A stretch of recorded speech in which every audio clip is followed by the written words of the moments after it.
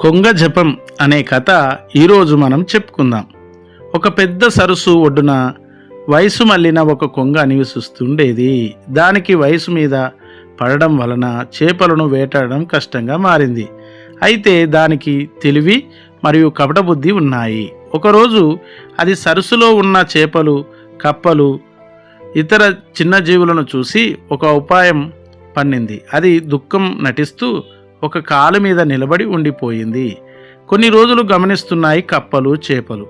సరస్సులోని చేపలు, కప్పలు కొంగ అంత నిశ్శబ్దంగా ఉండడం చూసి ఆశ్చర్యపోయాయి.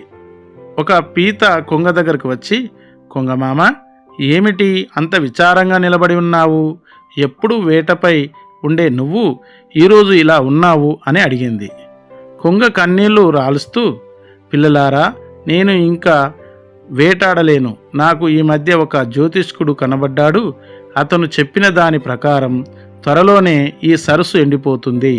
ఇక్కడ ఒక ప్రాణి కూడా బ్రతకదట. మీకు రాబోయే ఆపద తలుచుకుని నేను చాలా దుఃఖపడుతున్నాను. అందుకే ఇక నేను మీలో ఎవరిని వేటాడకూడదని నిశ్చయించుకున్నాను. జపం చేస్తూ జీవితాన్ని ముగిద్దామని అనుకుంటున్నాను అని చెప్పింది. ఈ మాటలు వినగానే చేపలు, కప్పలు భయపడ్డాయి. కానీ అవన్నీ కొంగ తపస్సు చూసి కొంగను నమ్మేశాయి. కొంగమామ, దయచేసి మమ్మల్ని కాపాడు. నీకు ఇంకేమైనా మార్గం తెలిస్తే చెప్పు అని వేడుకున్నాయి. కొంగ నవ్వుతూ, లోపల దూరంగా ఇంకో పెద్ద సెలయేరు ఉంది.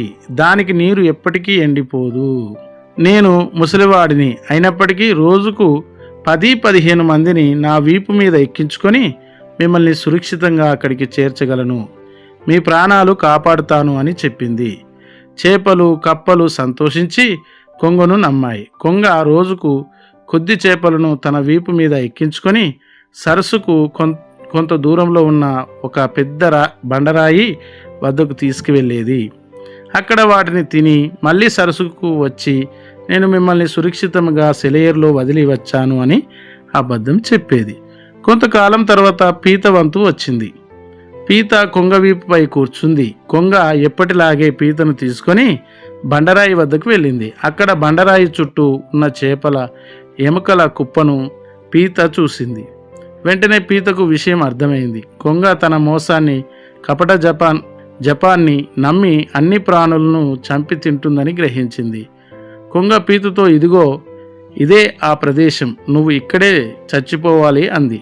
అప్పుడు తెలివైన పీత, ఓహో, అంత తెలివి నీకు ఉందా? నన్ను మోసం చేయాలని చూశావా అనుకొని తన పదునైన